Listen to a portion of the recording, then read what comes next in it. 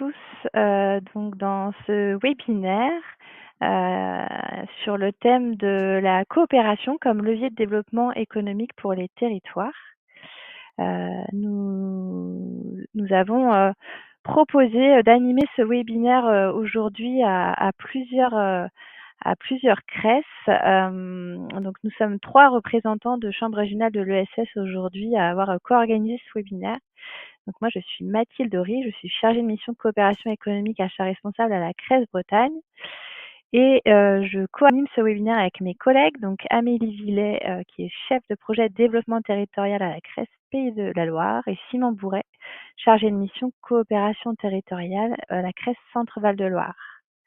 Donc ce webinaire, il est organisé en partenariat avec le CNFPT, le Centre national de la fonction publique territoriale. Et donc peut-être rapidement rappeler ce que sont les CRES.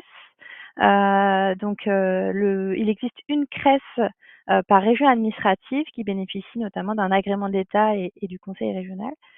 Et elles ont pour fonction de représenter et défendre les organisations régionales et les entreprises locales de l'ESS avec différentes missions socles, notamment autour de l'observation des entreprises sur les questions d'emploi, de filière et autour de la conjoncture économique.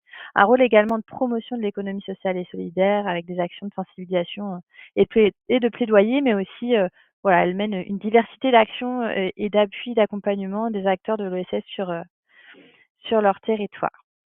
Donc en effet, aujourd'hui, on a souhaité proposer ce webinaire, notamment dans un contexte où la prise de conscience et les aspirations citoyennes convergent de plus en plus autour du besoin de développer des activités économiques vraiment ancrées sur nos territoires.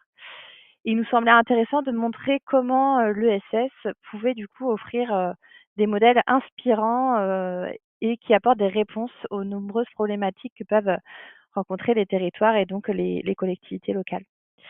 Donc on vous propose aujourd'hui, pendant un webinaire de 2 heures, d'avoir déjà un rappel de ce qu'est le dispositif PTCE, donc Pôle territorial de coopération économique. Ensuite, on montrera comment ce dispositif peut répondre aux politiques publiques locales et on l'illustrera par 3 retours d'expérience de 3 régions représentées aujourd'hui, donc le PTCE énergie citoyenne en Pays de Vilaine, le PTCE alimentaire et le PTCE les Grands Lieux-Arts. Et enfin, on vous partagera des ressources et on vous invitera à faire un bilan en effet de ce webinaire. Alors pour commencer et pour introduire ce webinaire, je vais donner la parole à Thierry Courret, qui est donc chef de projet développement de l'ESS et correspondant ESS des services de l'État en région, pour qu'il nous rappelle voilà, le cadre de la politique publique. Merci Mathilde, bonjour à toutes et tous. Oui, alors, comme c'était marqué, je suis chef de projet développement de l'ESS à la DRETS Bretagne et par ailleurs correspondant régional ESS. Alors, comme vous le savez, il y a, comme leur nom l'indique, des correspondants régionaux ESS dans chaque région et ils sont en particulier en charge de l'animation interministérielle des politiques publiques liées à l'ESS, puisque ça concerne à peu près toutes les administrations de l'État, mais ils sont également en charge, ces correspondants régionaux ESS, du lien avec les collectivités locales qui ont à connaître de l'ESS au regard de leur champ de compétences propres, que ce soit développement économique ou action sociale. Donc voilà, dans chacune de vos régions existe un correspondant régional qui a les mêmes fonctions que moi.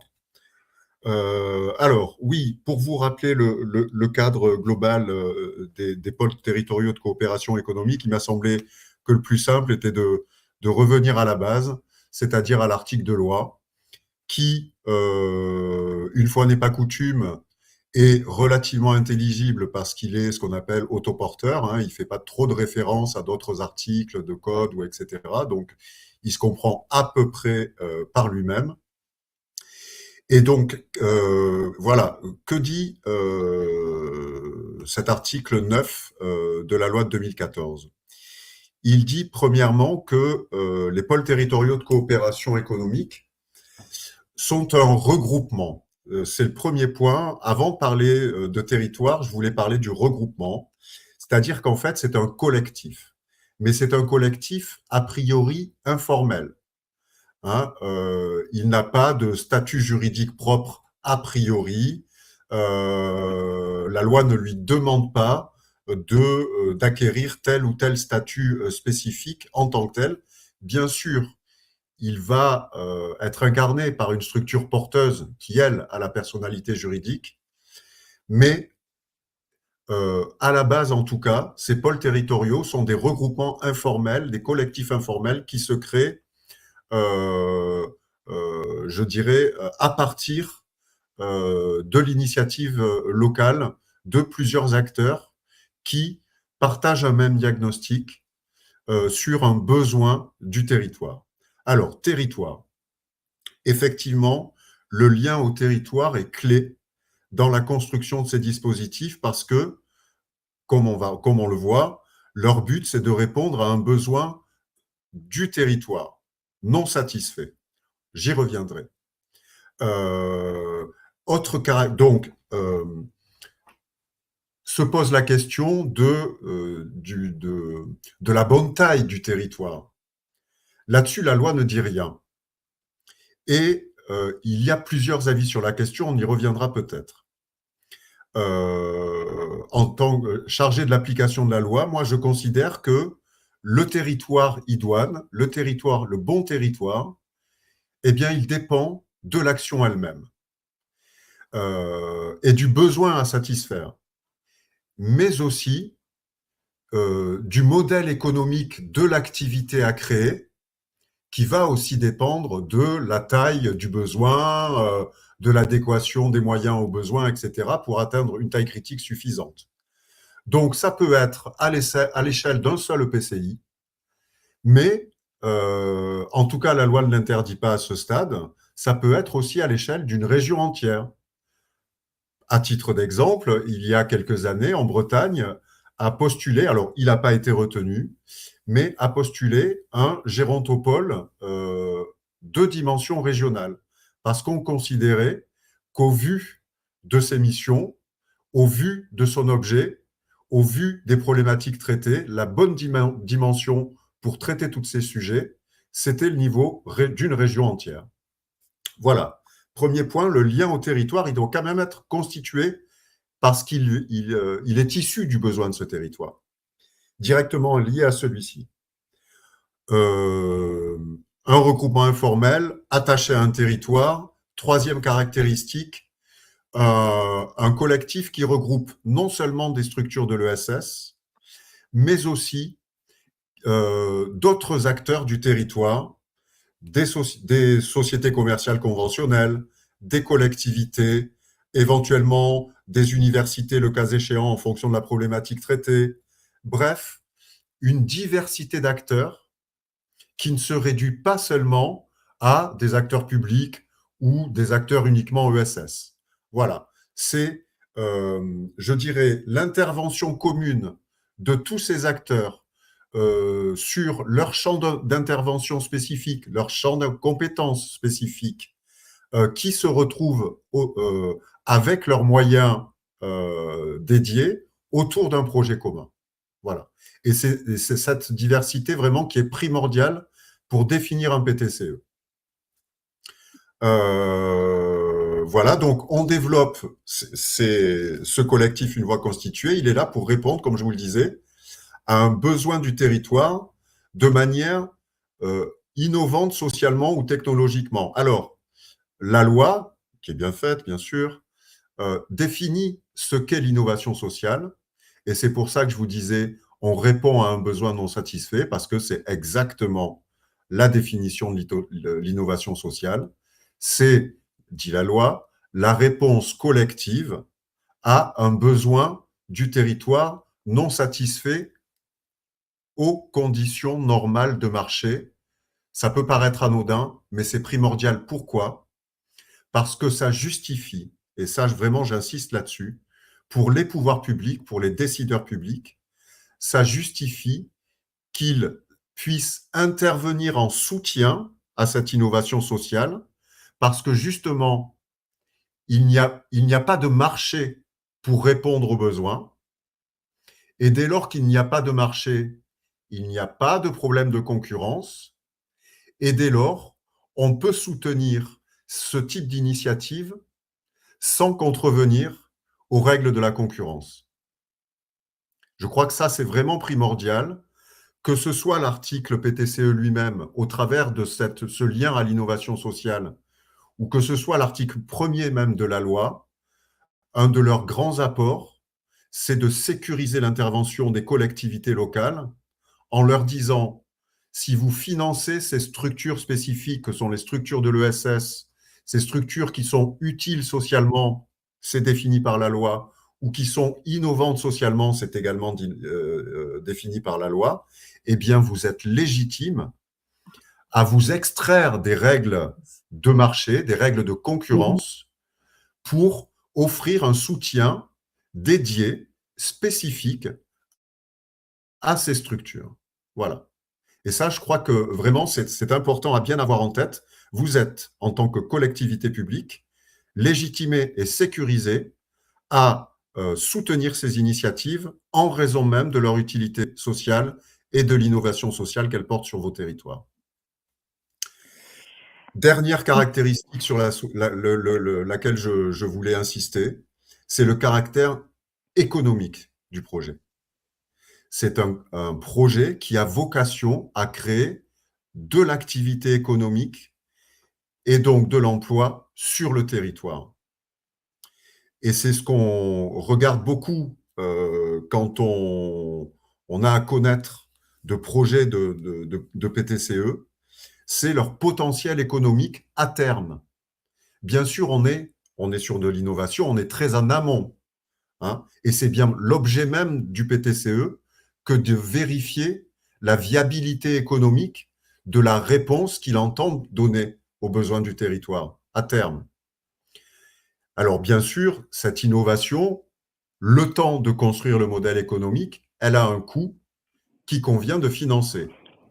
Et c'est pourquoi l'État, depuis la loi, mais surtout plus régulièrement et annuellement depuis 2021, a mis en place des appels à manifestation d'intérêt pour financer euh, euh, quelques PTCE par an, une quinzaine de PTCE par an, bon an, mal an, en fonction des budgets des enveloppes nationales, sur la base de tout un processus de sélection, à la fois peut-être, on y reviendra, la CRES y reviendra sans doute, un processus de sélection qui est basé sur des avis donnés par des commissions régionales qui sont remontées à une commission nationale qui donne son avis à la ministre qui tranche in fine.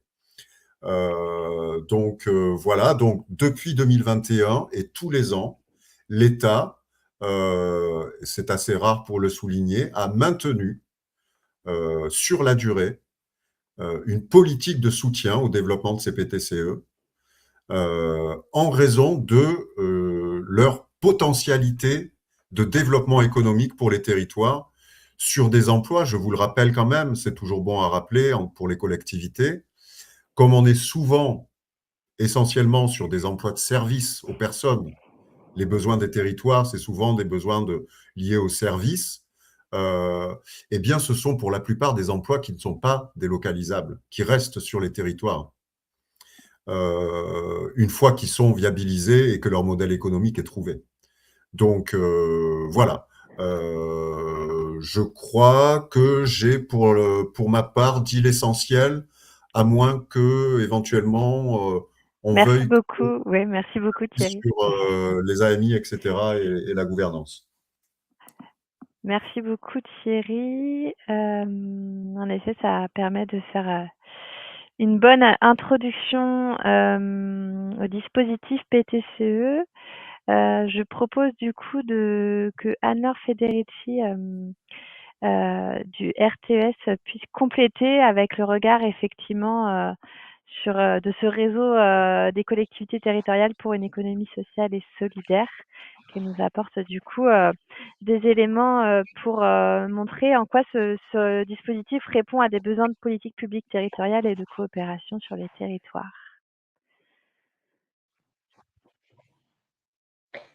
Merci beaucoup. Alors, je peux compléter parce que la présentation de Thierry était très, très, très claire et c'est vrai que je pense que c'est important de repartir de la définition dans la loi des pôles territoriaux de coopération économique, tout en soulignant que ça a été reconnu dans la loi, mais la démarche a été lancée par des réseaux d'acteurs avant la loi et ces dynamiques de coopération territoriale ont été reconnus par la loi et c'est un point d'appui effectivement extrêmement important, le fait que ce soit inscrit aujourd'hui dans la loi, même si on n'est pas voilà, à l'abri de disparition de la politique publique, même s'il y a un attachement effectivement depuis 2021, mais avec des moyens financiers très très en baisse. On pourra en dire un mot, puisque dans le projet de loi de finances 2026, la ligne PTCE est de 100 000 euros, simplement pour la limite nationale. Enfin, moi, je pensais que c'était une erreur de zéro, mais non. Alors, il y a aujourd'hui un certain nombre d'amendements qui sont proposés, défendus, que ce soit par les CRES, par les pôles territoriaux de coopération économique eux-mêmes, qui ont fait un gros travail aussi de plaidoyer, par le RTES aussi. On a incité les élus locaux à interpeller les parlementaires, députés et sénateurs pour faire reconnaître l'importance du soutien à ces dynamiques de coopération. Et le PLF est aujourd'hui à l'étude au Sénat.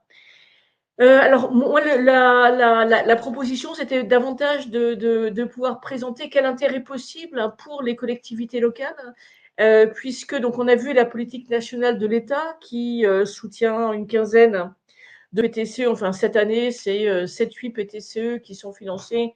L'année prochaine, voilà, il risque de ne pas y en avoir beaucoup. Et alors qu'il y a beaucoup plus de PTCE et les collectivités sont des partenaires, y compris financiers, importants des PTCE. Peut-être un mot sur le RTES. Alors, désolé pour ceux qui connaissent déjà bien, mais le RTES, c'est un réseau de collectivités qui a été créé il y a un peu plus de 20 ans par des élus après les élections municipales de 2001, donc 10 ans, plus de 10 ans avant la loi, dans un contexte très différent, mais qui ont ressenti le besoin de créer un réseau pour à la fois partager leurs pratiques, partager leurs expériences, être accompagnés, être outillés, et puis en même temps un réseau de plaidoyer pour faire avancer la place de l'économie sociale et solidaire dans les politiques publiques aux différents échelons. C'est aujourd'hui un peu plus de 190 collectivités locales de tout échelon, de la région. La région Bretagne et la région Centre-Val de Loire, par exemple, sont adhérentes. Les départements, le département d'Ille-et-Vilaine, le département de Loire-Atlantique, sont, par exemple, des départements adhérents, des métropoles. La quasi-totalité des métropoles françaises en sont adhérentes au réseau, et des intercommunalités et des communes. Parce que la conviction, c'est que tous les niveaux de collectivité ont des leviers pour soutenir l'économie sociale et solidaire. Et le RTES est basé autour de valeurs de conviction. D'abord, le fait que l'économie sociale et solidaire, c'est une réponse au développement des territoires.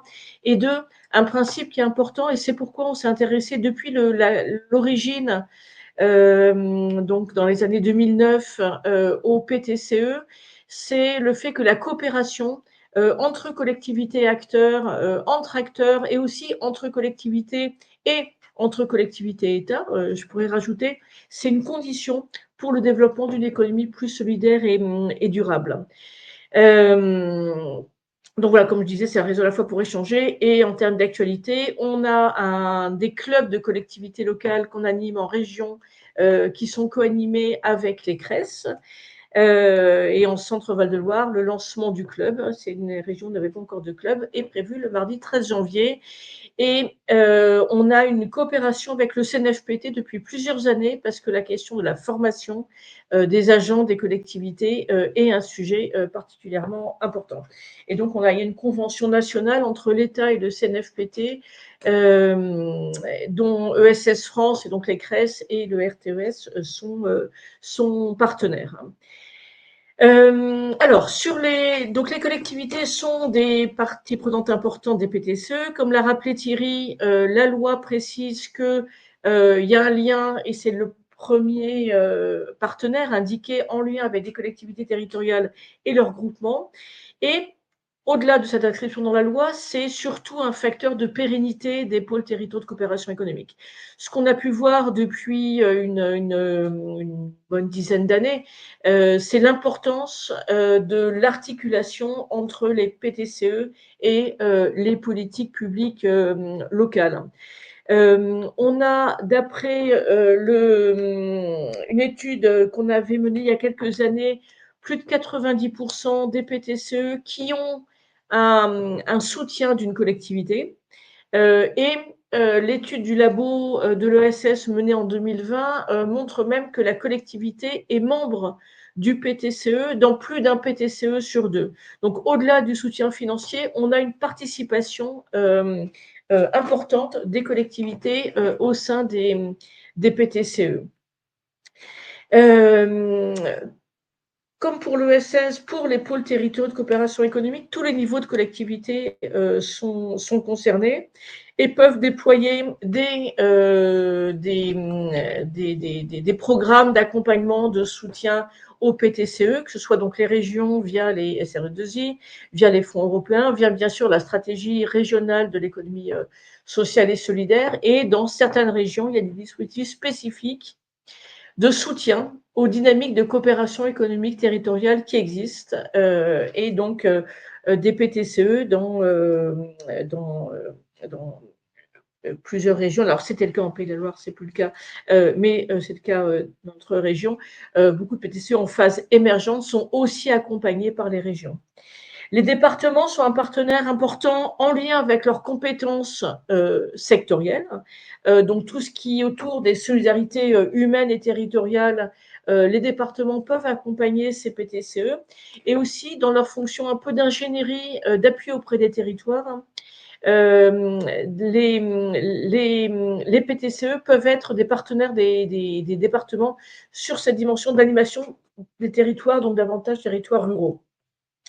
Les intercommunalités, bien sûr, qui ont une politique de développement économique, compétente en matière de politique de développement économique, en lien avec la région, ou d'autres politiques thématiques selon les compétences des PTCE. Donc, on a des PTCE, par exemple, dans le domaine du tourisme, dans le domaine de la politique de la ville, du numérique, de la gestion des déchets, et qui, selon leurs compétences, ont un lien étroit avec les intercommunalités. Et puis, enfin, la commune, qui est donc le seul niveau de collectivité à avoir une clause de compétence générale, et un partenaire de proximité qui est important, alors à la fois pour la mobilisation des élus, qui peuvent ensuite se faire le relais, et puis pour la mise en réseau avec les autres niveaux de collectivité, les autres acteurs du territoire.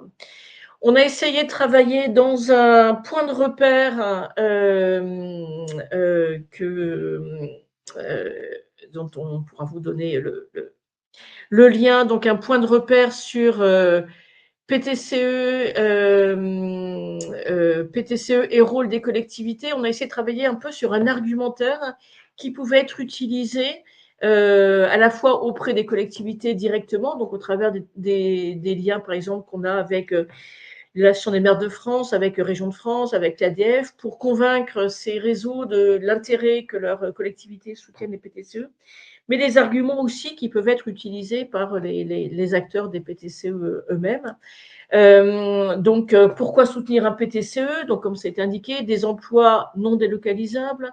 Les PTCE sont souvent un facteur important pour améliorer la lisibilité des acteurs. Le décloisonnement, bien sûr, ça a été un peu à l'origine des PTCE, c'est de contribuer au décloisonnement entre acteurs de l'économie sociale et solidaire et autres acteurs économiques. La démarche des PTCE a l'avantage de permettre d'avoir des fonctions d'ingénierie, de prospective, de recherche, qu'une structure seule n'a pas forcément les capacités de porter. Et ça, c'est un élément important. On a une belle illustration en Pays de la Loire avec le PTCE NOLA, par exemple, qui a accueilli une personne en CIFRE sur un travail de recherche. Noémie, qui a soutenu sa thèse il y a quelques semaines, je crois. Et donc ça, une structure isolée du PTCE n'aurait jamais eu la capacité d'avoir cet apport en matière d'ingénierie. Et puis enfin, un PTCE est aussi important pour encourager la participation citoyenne. Et donc, beaucoup de PTCE sont aussi des relais, des mobilisateurs des citoyens. Merci Amélie. En région Pays de la Loire, le soutien au PTCE est prolongé. Pas d'infos, merci. Donc, les collectivités peuvent intervenir aux différents niveaux par rapport à un certain nombre d'argumentaires à développer en fonction aussi du niveau de collectivité. Et ils peuvent intervenir à toutes les étapes de la vie d'un PTCE, que ce soit au moment de l'émergence, en aidant au repérage, la mise en relation, comment connaître le territoire et les orientations du territoire au moment de la création, via du financement, de l'amorçage, de l'accès au foncier, qui est un des leviers importants pour les collectivités locales en aidant à l'investissement. Et puis en phase de développement, ça peut être en finançant l'animation du PTCE, qui est souvent le poste difficile à faire financer dans le PTCE, avec par exemple des conventions pluriannuelles d'objectifs en participant au capital dans le cas d'un PTCE structuré en SIC, etc. Alors, je vais très vite parce que l'idée, c'est plus intéressant d'avoir les retours d'expérience des PTCE. C'est vraiment pour donner un cadre un peu général. Alors, comment la collectivité peut le faire de façon un peu concrète? D'abord en aidant au repérage, à la mise en lien, en aidant au fonctionnement, en aidant à l'investissement, facilitant l'accès au foncier. Donc là, on a essayé de voir côté collectivité comment la collectivité pouvait faire ça. Et puis, en faisant appel aux biens et aux services proposés par les PTCE. Par exemple, on a des collectivités qui ont pu s'appuyer sur des PTCE pour des temps d'animation aux démarches coopératives au sein de la collectivité. Ou dans le cadre d'autres marchés publics. Et puis, en faisant appel aux services dans le cadre d'un marché public, puisque un pôle territorial de coopération économique structuré peut bien sûr répondre à un marché public, même si la collectivité est partenaire de ce pôle, avec quelques points d'attention, mais c'est possible. Et puis, alors, sur quelques facteurs clés, alors très rapidement, hein, mais ça, je pense que c'est des choses qui sont connues. C'est d'abord se connaître, c'est le point principal. Se connaître, ça veut dire, côté acteur, comprendre le fonctionnement d'une collectivité locale, comprendre le rôle des élus, le rôle des agents, euh, voir aussi souvent qu'il y a, par exemple, des changements dans les agents, et c'est pas parce qu'une fois l'agent on a pu rencontrer, présenter son projet, qu'un an après, la collectivité connaît le PTCE. C'est vraiment un travail de tous les instants. Donc, ça peut être en invitant la collectivité à des temps portes ouvertes, en invitant à des temps d'échange avec les citoyens, vraiment se connaître réciproquement, et de la même façon que les collectivités connaissent les acteurs les PTCE de leur territoire, le vouloir. Donc, c'est une volonté politique de part et d'autre qui implique un changement de posture de la collectivité, où on est davantage dans le faire avec que dans le faire faire ou faire en direct. Donc, changement de posture de la collectivité, mais aussi de la part des acteurs, où la collectivité n'est pas simplement un financeur, mais peut aussi être et doit aussi être un partenaire avec laquelle on travaille sur les réponses aux besoins du territoire. La question du temps et de la confiance, bien entendu, et l'importance de partager des diagnostics, alors notamment des besoins et des ressources et des critères d'évaluation. Comment est-ce qu'on peut travailler sur ce critère d'évaluation qui soit partagé? C'est un élément important d'une relation de confiance dans la durée, les critères d'évaluation qui soient atteignables, enfin, et qui ne soient pas limités, par exemple, au nombre d'emplois créés, parce que ça c'est pas la seule plus-value, le seul critère d'évaluation des PTCE. Et puis la question des modes de contractualisation, voilà, des CPO, des marchés publics, CPO qui permettent quand même un travail dans la durée.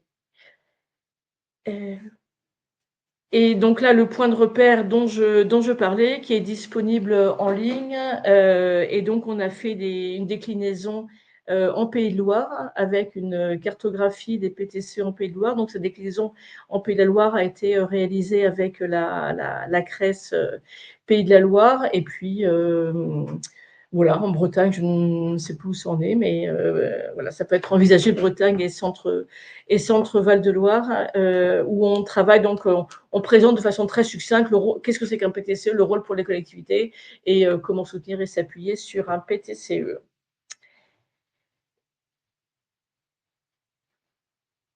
Voilà. Mais l'idée était plus voilà, un panorama un peu général, mais bien entendu de pouvoir voir les trois PTCE présentés. Et voilà, je suis très contente parce que éolienne en Pays de Vilaine, ça a été un des premiers PTCE qui a été intégré dans la démarche en 2009, où on a essayé de voir dans les territoires qu'est-ce qu'il y avait comme démarche qui pouvait se rapprocher.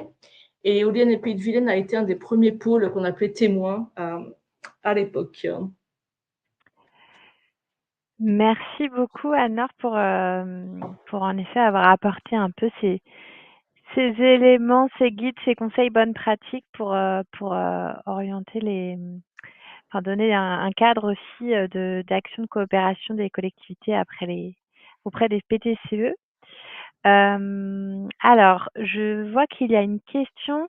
Je vous propose de la reprendre un peu plus tard puisque nos deux prochains intervenants qui témoignent pour effectivement énergie citoyenne en Pays de Vilaine, l'une d'entre elles doit nous quitter à 11h. Donc voilà, on va prioriser sa présence et son intervention et on reprendra la question après si ça ne vous ennuie pas.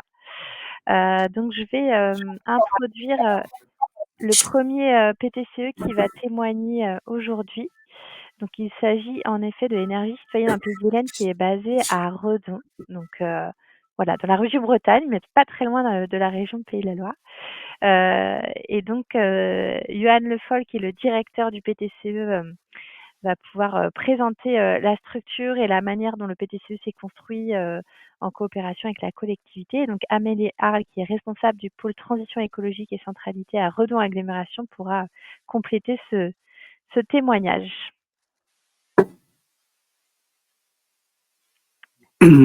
Mathilde, tu nous entends du coup?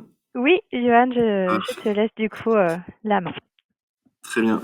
Eh ben, bonjour à tous et merci de l'opportunité de nous accueillir et de pouvoir présenter Énergie citoyenne en Pays de Vilaine et puis Redon Agglomération aujourd'hui. Donc, je suis en effet accompagné de Amélie Harles, donc de Redon Agglomération. Je vais commencer par un peu présenter le PTCE et puis un peu mettre en image les propos précédents. Et puis après, on évoquera avec Amélie la coopération entre nos deux structures et l'intérêt de cette coopération pour le territoire. Donc, Énergie citoyenne en Pays de Vilaine, on est une association, loi 1901, qui existe depuis plus de 20 ans. Donc, on travaille essentiellement sur le Pays de Redon et puis les EPCI voisins. Sur le Pays de Redon, donc c'est un territoire qui est quand même assez rural, qui est situé entre trois ou quatre bassins économiques, Rennes, Nantes, Saint-Nazaire et Vannes. Donc ça, c'est quelque chose d'assez clé dans l'émergence de notre PTCE. On est en fait à l'origine des 3 premiers parcs éoliens citoyens de France. Donc c'est des parcs éoliens, on va dire de niveau industriel, hein, qui ont été développés, portés et financés par des habitants du territoire, puis des collectivités, j'y reviendrai. Et donc dans la logique des fondateurs et des bénévoles de PV, il y avait 3 objectifs derrière ces projets. Le premier était de participer à la transition énergétique du territoire. Le deuxième était de travailler sur son autonomie et sa résilience énergétique. Et puis le troisième, qui est lié au contexte territorial, était de créer de la valeur économique sur les territoires et notamment créer de l'emploi. On verra, ça fait un peu le lien avec la notion de PTCE, comme l'a exprimé Thierry tout à l'heure. Donc aujourd'hui, donc ça c'était, on va dire, le premier parc éolien. Le Tour de Pal, les premiers Tours de Pal, c'est en 2013, et depuis, nos activités se sont sensiblement élargies. Dès les premiers projets, les bénévoles avaient pour objectif non seulement de produire des énergies renouvelables, mais aussi de diminuer la consommation énergétique sur notre territoire. Et donc la sobriété énergétique est aujourd'hui un des axes principaux de notre mission. On travaille aussi beaucoup sur les mobilités durables, en organisant des événements, de la sensibilisation, et puis aussi en travaillant sur l'autopartage. On travaille sur les réseaux intelligents, donc pour optimiser la consommation d'énergie du territoire en fonction de la production en temps réel des parcs éoliens et des centrales solaires. Et puis on apporte du conseil aux collectivités, et on y reviendra. Donc aujourd'hui, EPV, c'est 15 salariés, environ 150 adhérents et bénévoles. On considère qu'on a au moins 1 millier de sympathisants ou de sympathisantes sur le territoire. Et notre budget, alors 2025, on est plutôt autour de 800 000 euros pour la partie association. Ce que j'ai pas dit juste avant aussi, c'est qu'on assure l'exploitation des parcs éoliens qui ont été développés par l'association et les citoyens du territoire. Donc aujourd'hui, pour aller rapidement sur notre activité, je pense que l'essentiel, c'est plutôt qu'on discute de la coopération avec Redon Aglo. Aujourd'hui, on continue de développer des projets éoliens sur le territoire et des projets solaires. Vous avez un petit peu une illustration cartographique des différents projets en cours de développement. Donc c'est vraiment un travail d'accompagnement des habitants et des collectivités qui travaillent maintenant main dans la main pour faire émerger ces projets, en lien aussi par exemple avec les syndicats d'énergie et voire des entreprises. Par exemple, on a récemment mis en service une boucle d'autoconsommation collective où des entreprises produisent et partagent entre elles de l'énergie solaire produite sur leur toiture. Voilà, on travaille aussi, je l'ai dit, sur la sobriété énergétique et les mobilités durables. Alors peut-être que c'est le slide d'après Mathilde. Et ce qui est intéressant de voir dans cette action ou dans ces missions, c'est que c'est en partie les financements, enfin les retombées économiques des parcs éoliens via leur production d'électricité qui permettent de financer ces actions. Donc aujourd'hui, au sein de PV, on a on a 2 ETP qui font de la sensibilisation du grand public et dans les établissements scolaires des enfants sur les thématiques de climat, de diminution de la consommation d'énergie, etc., et de mobilité, grâce justement aux retombées économiques des parcs. Et on voit qu'il y a une sorte de modèle économique un peu vertueux où des actions génératrices de revenus dans le marché classique vont financer ce qui est beaucoup moins facile à financer généralement, c'est-à-dire toute la sensibilisation autour des changements de pratique. Voilà, ce que je voulais aussi évoquer, c'est notre action, enfin la façon dont on a travaillé. Depuis plusieurs années, on a vraiment axé tous nos projets autour de coopération. On travaille au quotidien avec d'autres structures de l'ESS, mais aussi des collectivités, on va y revenir, des entreprises, j'en ai un petit peu parlé, et aussi avec le secteur universitaire. On a plusieurs liens avec des laboratoires, et on vient d'accueillir du coup une doctorante en chiffres qui va travailler avec EPV pour les 3 prochaines années, notamment sur les aspects sociologiques de l'acceptation et de l'adaptation à la transition énergétique. Donc, on voit bien qu'au travers de toutes ces activités, on rejoint bien plutôt la définition de PTCE, comme l'a exprimé Thierry. Donc vraiment une activité dans l'innovation sociale pour le développement économique du territoire. Et donc, on a aussi fait refléter ça dans notre gouvernance, où du coup, les différents acteurs du territoire sont présents dans ce qu'on appelle notre conseil d'orientation. Je pourrais y revenir s'il y a des questions. Et un des points clés de nos coopérations ces dernières années, ça a été vraiment le partenariat proche avec le PCI, donc Redon Agglomération. Ce partenariat, vous l'avez dit tout à l'heure, il a mis du temps à se mettre en place parce qu'il a fallu d'abord apprendre à se connaître. Au début, l'agglo n'était pas forcément présent dans les 2 premiers projets éoliens citoyens. Et puis, de fil en aiguille, en voyant que l'utopie devenait réelle et bien fonctionnelle, elle a pris confiance dans la structure et dans ses projets. Et donc, elle a commencé à investir dans des projets, dans le 3e parc éolien citoyen qui a vu le jour sur le territoire. Et puis, de fil en aiguille, on a travaillé sur d'autres actions en commun. Au cours des 3 dernières années, on est notamment sur de la recherche-action, sur comment faire émerger des projets de coopération au niveau des habitants et au niveau des entreprises sur le territoire. Et on va dire que l'acte le plus symbolique de notre coopération ces dernières années, ça a été le travail en commun, et Amélie va mieux l'expliquer que moi, sur le schéma directeur des énergies renouvelables et le plan climat de Redon Agglomération. Et je laisse ici la main à Amélie pour évoquer ça un peu plus en détail. Bonjour à tous. Merci Yoann. Pardon. En fait, je m'entends en écho. Je crois que c'est bon.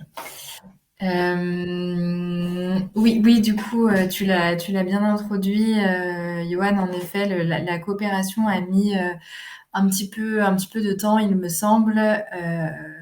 Et en fait, elle s'est surtout mise en œuvre à partir du moment où Redon Agglomération a aussi décidé de prendre en main la dimension de transition énergétique.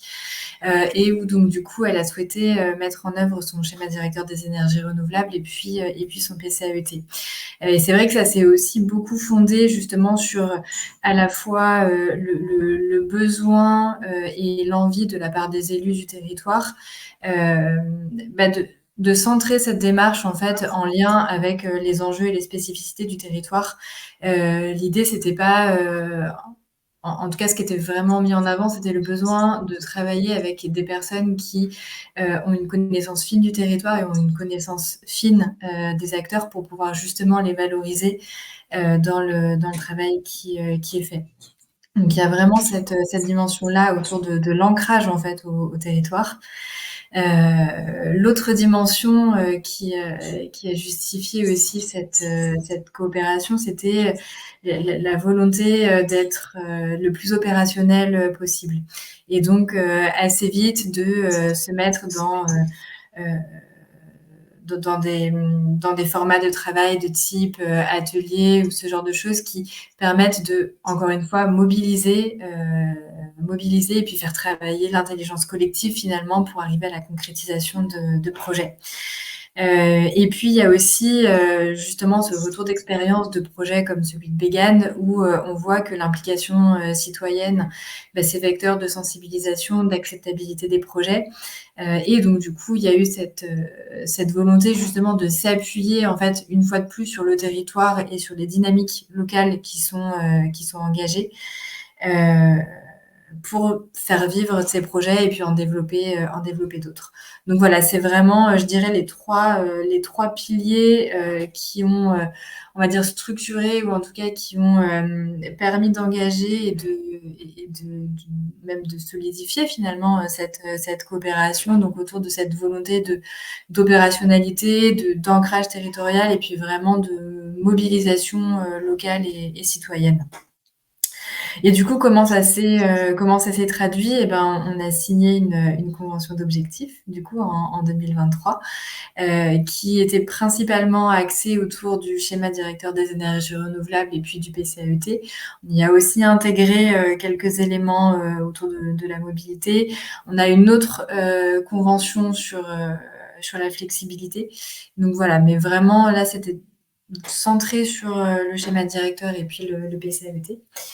Et en termes de méthode et de fonctionnement, eh bien, finalement, on a eu 1 à 3 personnes, suivant les périodes et les plans de charge, qui ont vraiment travaillé en fait à la conception du schéma directeur, puis du PCAET, donc avec vraiment une partie qui relève de l'expertise, de l'analyse, qui a été mise à disposition, j'ai envie de dire, de l'agglomération, enfin en tout cas de l'élaboration de ces travaux-là. Et puis il y a aussi eu un certain nombre de temps d'ateliers qui ont été organisés, donc que ce soit avec des élus, que ce soit avec des citoyens, ou notamment dans le cadre du schéma directeur, il y a une mobilisation aussi de plusieurs experts par filière d'énergie renouvelable. Et cette collaboration et cette coopération, on la retrouve aussi, donc tant, j'ai envie de dire, sur la partie expertise, temps d'animation, que dans la gouvernance, puisque EPV est aussi présent dans nos comités de pilotage, c'est-à-dire qu'il y a 2 administrateurs qui sont présents dans chaque copil pour justement à la fois partager l'avancée des projets, mais aussi participer finalement à la prise de décision et aux arbitrages qui sont pris. Donc voilà, c'est vraiment... Et puis, c'est aussi une démarche qui s'inscrit dans le temps, cette coopération, dans le sens où aujourd'hui, on a toujours notre comité de pilotage qui existe pour le PCAET parce qu'il n'est pas encore approuvé.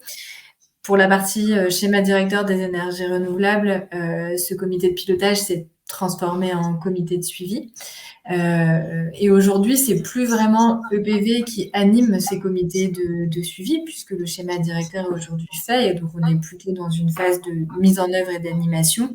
Mais on continue cette coopération avec la présence d'EPV dans les comités de suivi pour justement partager le suivi des différentes actions qui sont mises en œuvre.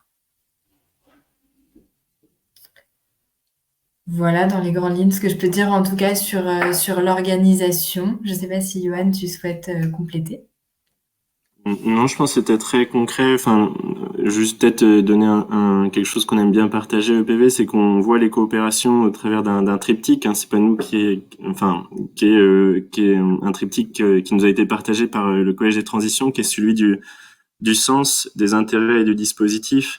Ce qui était important au début de cette coopération, c'est d'avoir un sens commun, une vision commune de ce vers quoi on voulait aller sur le territoire en termes de transition énergétique, et on voyait bien que le projet de territoire élaboré par Redon Agglomération et l'objet associatif de PV se rencontraient à ce niveau, et c'est ça aussi qui favorise finalement l'émergence d'une coopération.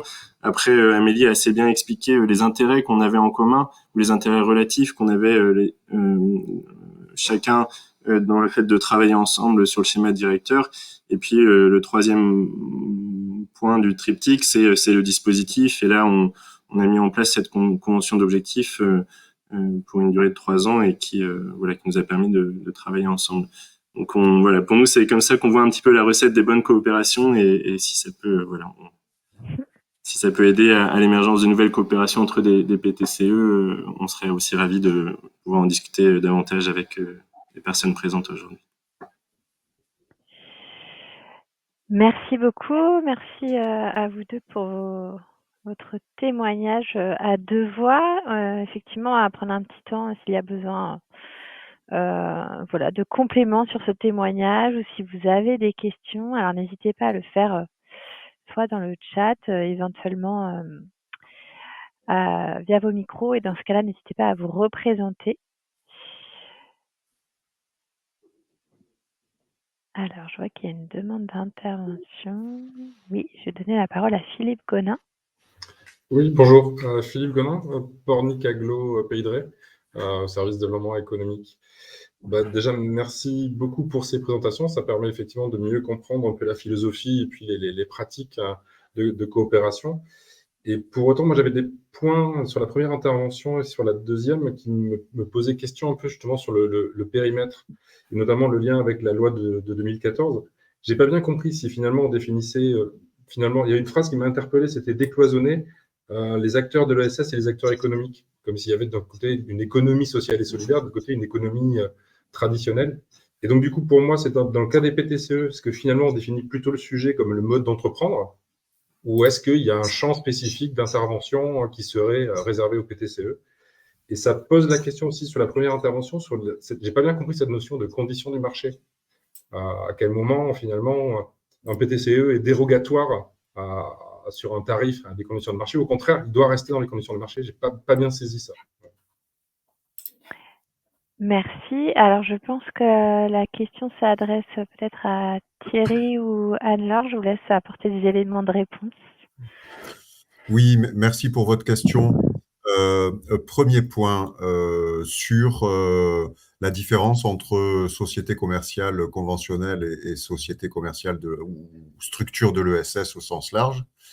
Alors, oui, effectivement, je vous confirme que ce n'est pas la même chose. Hein, et c'est bien l'article 1er de la loi de 2014 qui fait la différence entre une structure commerciale, je dirais conventionnelle, classique, de droit commun, et une structure de l'ESS. Hein, je ne refais pas la définition, une manière d'entreprendre fondée sur 3 principes: une lucrativité limitée, une gouvernance partenariale étendue aux parties prenantes de la structure, et un objet social qui va au-delà de l'activité commerciale et qui poursuit un but d'utilité sociale.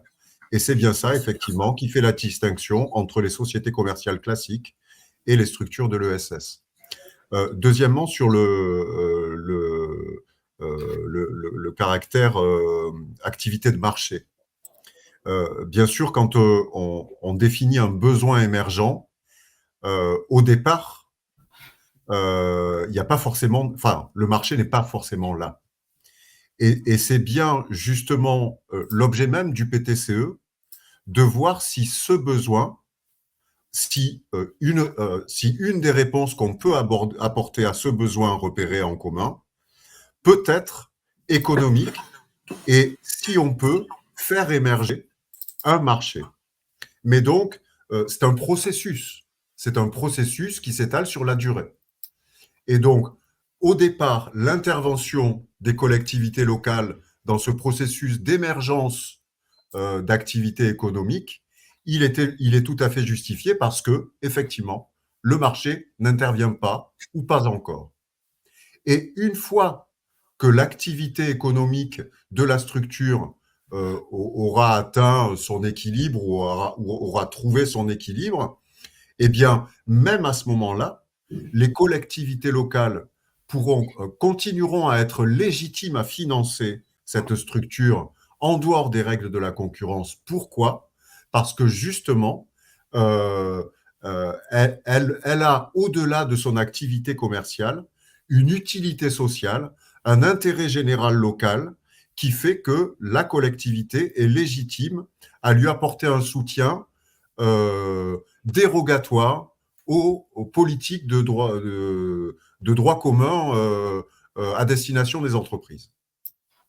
Je ne sais pas si je suis un peu plus clair. Merci beaucoup Thierry pour ces éléments de réponse. Peut-être compléter, Mathilde, oui, en donnant un exemple pour EPV, par exemple. Nous, on est vraiment, et je crois que tu utilises ce mot aussi, Thierry, on est vraiment hybride dans notre fonctionnement avec, d'une part, une association avec des activités, on va dire, non lucratives, et notamment, je pense à de la sensibilisation sur les changements de pratiques qui sont extrêmement difficiles à financer sur des modèles conventionnels.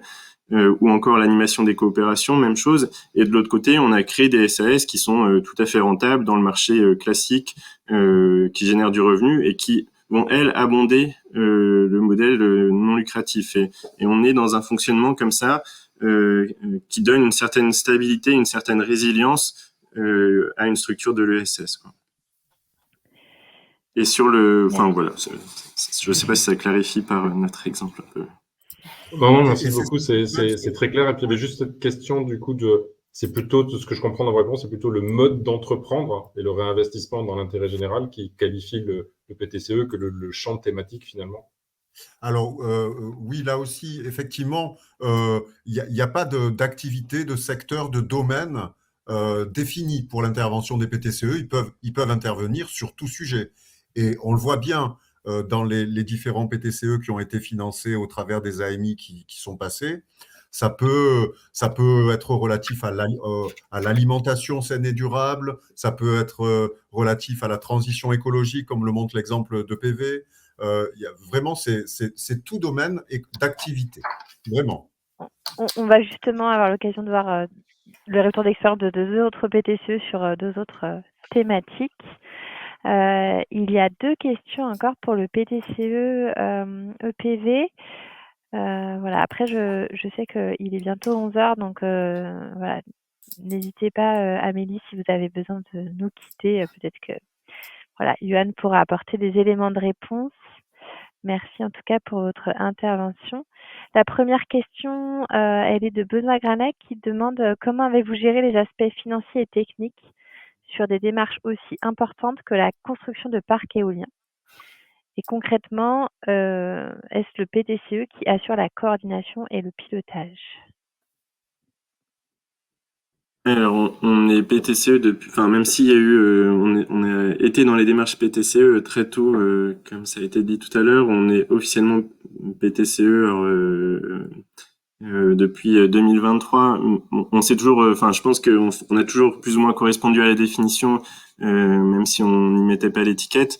Mais pour répondre plus en détail à la question, en fait, c'est des démarches citoyennes qui sont pilotées par des habitants du territoire, qui se sont quand même donné des moyens pour y arriver. C'est-à-dire qu'ils ont, donc au début de l'initiative, ils ont créé un bureau d'études dans le développement de parcs éoliens avec des salariés sur un modèle économique où c'était l'investissement des citoyens qui a permis au bureau de développement de financer, de porter le développement des parcs éoliens. Donc, c'est des habitants qui sont très largement montés en compétences, mais qui ont aussi su en mettre en place les outils et dispositifs qui ont permis de faire face à la complexité, en effet, d'un projet industriel comme celui d'un parc éolien. Je ne sais pas si ça répond à la question.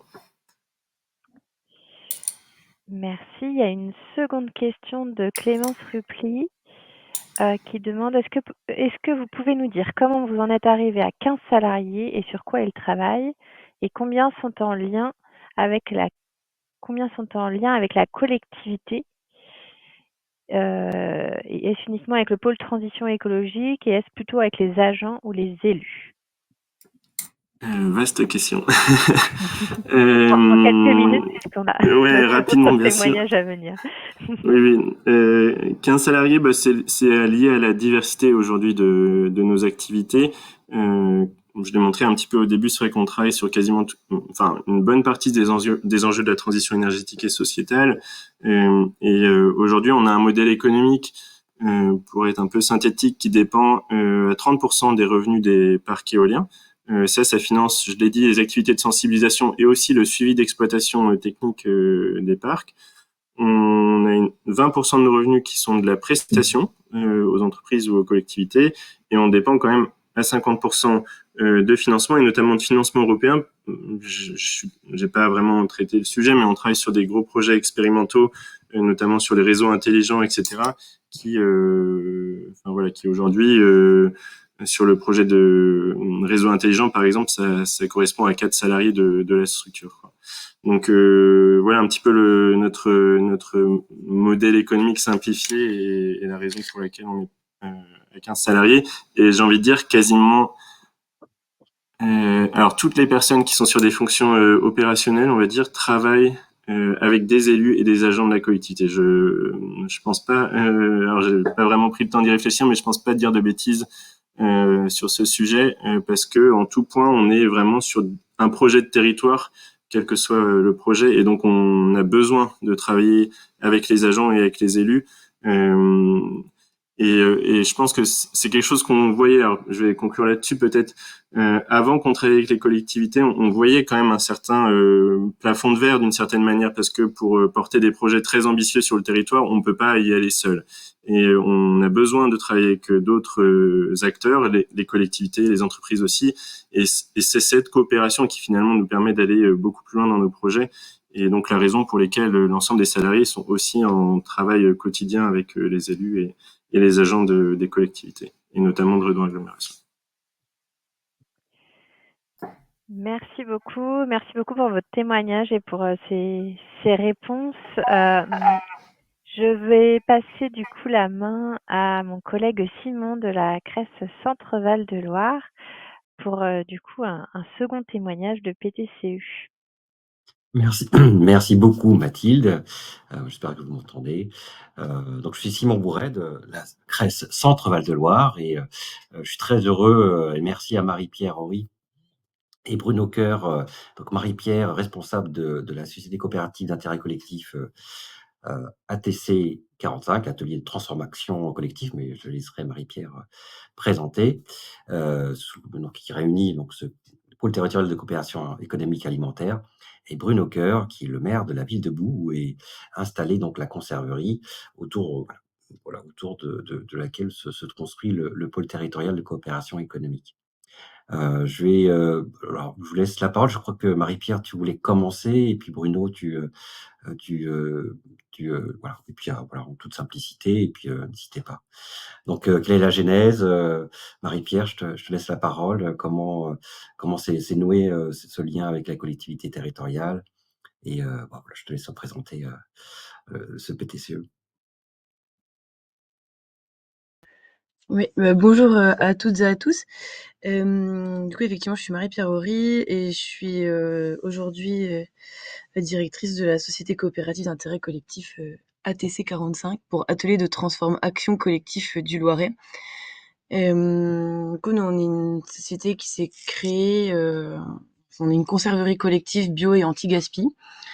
Et donc ça a commencé avec la création d'une association en mars 2022.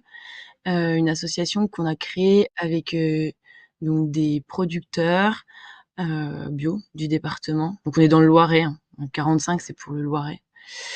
Et donc avec des producteurs, des citoyens et la commune donc de Boue. On a créé l'association pour développer justement l'activité de conserverie sur le territoire. Et en fait, on s'est tous rencontrés via le groupement des agriculteurs bio du Loiret, du coup l'interpro de la bio à l'échelle du département. Voilà, donc là, à la base, on a un peu réfléchi. Enfin, moi, j'avais ce projet de créer une conserverie. La commune, je laisserai Bruno peut-être en dire un peu plus sur ses motivations, mais en tout cas, la commune avait cette volonté d'installer un atelier de transformation sur son territoire. Et puis, on avait des producteurs qui avaient un besoin de valoriser leur production un petit peu autrement. Et donc, ce qu'on a fait dans un premier temps, c'est réfléchir un petit peu aux raisons qui nous poussaient à agir, aux valeurs qu'on avait en commun, pour voir si on était en mesure d'aller tous dans le même sens ou pas, et donc de continuer l'aventure. Et donc, c'est sur cette base-là qu'on a créé l'association. Et donc, à la base, donc en 2022, nous, on n'avait jamais entendu parler de PTCE, donc on n'était pas du tout, en tout cas, on n'avait pas cette dénomination-là. Et donc on a avancé dans la démarche progressivement. On a créé l'activité de conserverie progressivement aussi, jusqu'à inaugurer le local en janvier 2025. Donc on est tout jeune. Et donc en parallèle de l'activité, on a construit et approfondi la dynamique collective. Et donc on est devenu officiellement un PTCE, enfin en tout cas on a été reconnu comme PTCE à l'été 2024. Le PTCE, il englobe plus de partenaires que la société en elle-même. Il est plus large, mais il n'a pas d'existence officielle. Enfin, j'entendais tout à l'heure ce qui était dit que voilà, un PTCE n'avait pas forcément de personnes, on va dire morales. Enfin, voilà. Donc là, nous, c'est le cas. Par contre, du coup, c'est ATC 45 qui est représentant, enfin qui est porteur de la dynamique officiellement. Et donc le PTCE, donc nous, il regroupe non seulement les sociétaires, enfin les participants de la SIC, mais également des partenaires avec qui on n'a pas de lien officiel, on va dire, autre que le PTCE, et notamment des associations d'aide alimentaire, d'autres associations partenaires qui travaillent sur d'autres thématiques qu'on a en commun. L'idée étant de continuer un peu à co-construire cette offre alimentaire durable et accessible sur le territoire.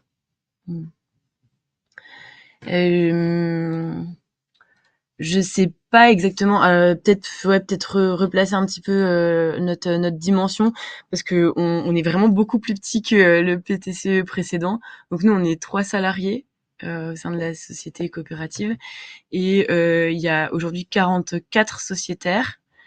Et en partenaire autour de la SIC, mais qui appartiennent au PTCE, mais pas à la SIC, il y a à peu près une vingtaine de partenaires autres. Donc on va dire que le PTCE, il regroupe globalement 60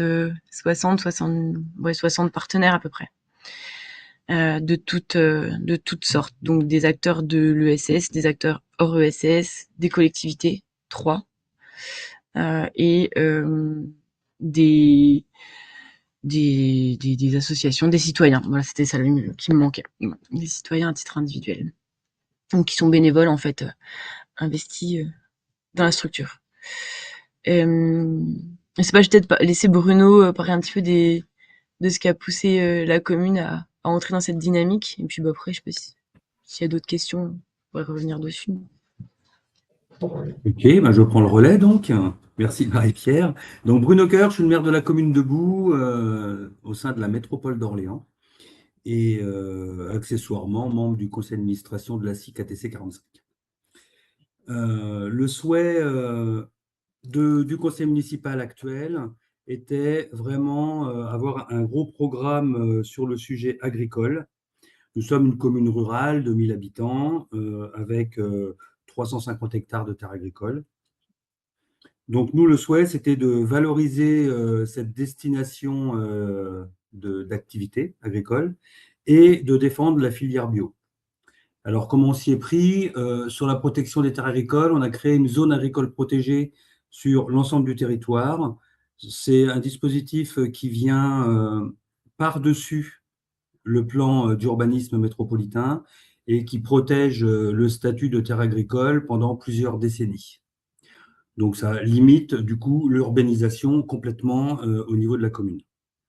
Donc ça, c'est pour la défense des terres. On a maintenant sur la défense de la filière bio, on a acquis des terres agricoles pour étendre l'exploitation de notre maraîcher bio local. Ça, c'était la première action et qui se fait toujours au fil de l'eau, un peu tous les ans. Donc une politique foncière. Et puis le deuxième gros point était le fait de créer un atelier de transformation de fruits et légumes bio de façon à aider la filière d'un point de vue financier, aider tous les maraîchers bio locaux. Donc voilà, on a été mis en contact avec Marie-Pierre, comme elle l'a justement dit, par le groupement des agriculteurs biologiques du Loiret en 2021. On est arrivé donc à la construction de ce bâtiment et à lancement de l'activité en 2025. Donc l'impact pour la commune aujourd'hui, maintenant que c'est lancé, évidemment, il y a le développement d'une activité économique sur la commune. Ensuite, il y a l'impact sur les habitants. Donc aujourd'hui, on a une vente directe en circuit court, donc la population s'y retrouve par rapport à ça. Mais il y a aussi des ateliers de sensibilisation à l'alimentation saine et durable qui se font avec la population et qui vont se faire aussi avec nos jeunes, nos enfants, primaires, maternelles. Donc ça aussi, c'est un objectif. Sur la relation avec les autres communes, parce que dans le PTCE, il y a 2 autres communes voisines qui participent. Donc ça nous permet aussi d'avoir des liens autres que politiques ou métropolitains et d'avoir un renfort de liens avec les communes avoisinantes sur un sujet bien particulier, bien que nous soyons d'avis politiques différents. Et puis, le dernier point positif, c'est qu'aujourd'hui, on a une ferme en conventionnel qui regroupe 250 hectares sur la commune, qui est en cours de cession. Et nous, on essaie d'aider un porteur de projet en grande culture biologique. Et donc, la présence de cet atelier de transformation, de cette conserverie, est un atout pour le projet de ce porteur-là. Donc voilà pour l'origine des souhaits politiques de la commune et de l'impact aujourd'hui de l'existence de cette conserverie. Je te redonne la main, Marie-Pierre. Oui, Oui, du coup, j'ai pas précisé, mais en écoutant Bruno parler, en fait, en termes d'activité, enfin nous, ce sur quoi enfin nos sources de revenus, quoi, et voilà, donc on a effectivement eu un financement PTCE, donc pour l'animation du collectif, ou sur les 2 ans. Et à côté de ça, du coup, notre objectif, c'est d'être autonome financièrement via l'activité de la conserverie. Et donc, ce qu'on fait, c'est qu'on rachète les surplus et les invendus aux producteurs bio et on les transforme pour les commercialiser sous une marque qui s'appelle Bocaux des Champs. On fait aussi beaucoup de travail à façon, donc qui permet de valoriser aussi les surplus des producteurs, mais là, c'est eux qui les vendent et donc ils les vendent sous leur marque et ça, c'est un vrai, on avait carrément sous-estimé l'impact que ça pouvait avoir, mais ça permet de valoriser vraiment leur travail autrement. Et on fait aussi de la mise à disposition d'outils de production. Donc là, par exemple, aujourd'hui, on a un maraîcher qui est à l'atelier, là, donc de l'autre côté de mon bureau, en train de produire lui-même ses conserves. Et c'est un maraîcher qui avait un projet d'installation d'un atelier de transfo sur sa ferme, mais qui lui a été refusé parce qu'en fait, c'est très coûteux comme matériel. Enfin, l'activité de conserverie, c'est une activité qui demande des investissements importants et des coûts fixes, enfin, qui a des coûts fixes vraiment très élevés. Donc, à moins d'être à une échelle importante, en fait, enfin, c'est compliqué, quoi. Et donc là, ça lui permet, en fait, de mener quand même son activité sans avoir eu cet investissement à faire. Donc, c'est vraiment un outil qui est au service des acteurs du territoire, quoi. Et donc la dernière activité qu'on propose, c'est effectivement des ateliers d'animation de sensibilisation à l'alimentation durable et lutte contre le gaspillage alimentaire. Donc là, plutôt à destination des citoyens et des écoles aussi. Voilà. Et sur les personnes à qui on vend, il y a un volet qui est très important sur lequel on n'est pas, pour l'instant, on n'est pas.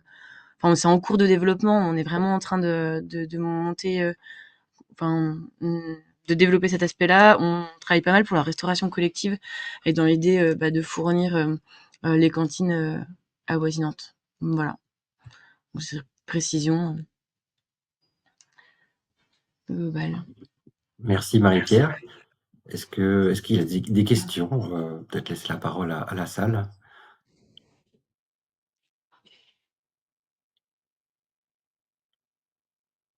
Alors moi, j'ai une petite question, juste voilà, je crois que vous n'avez pas parlé du côté sensibilisation atelier aussi. Est-ce que, voilà, je ne sais pas si tu veux en parler un petit peu, Marie-Pierre, ou est-ce que, voilà, ce que vous faites là aujourd'hui, ce que vous avez fait. Ouais, bah, on fait pas mal d'ateliers. Enfin, on fait des ateliers de sensibilisation. En fait, en gros, on utilise la transformation et le bocal comme point d'entrée de l'atelier. Et comme on fait uniquement des formules avec des cuissons lentes, on en profite pour avoir des échanges et faire des jeux pendant ce temps-là, quoi.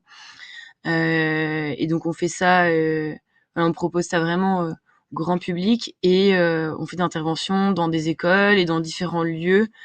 On accueille le public sur site et on en fait dans différents lieux, ce qui nous permet de toucher plus de monde. Voilà.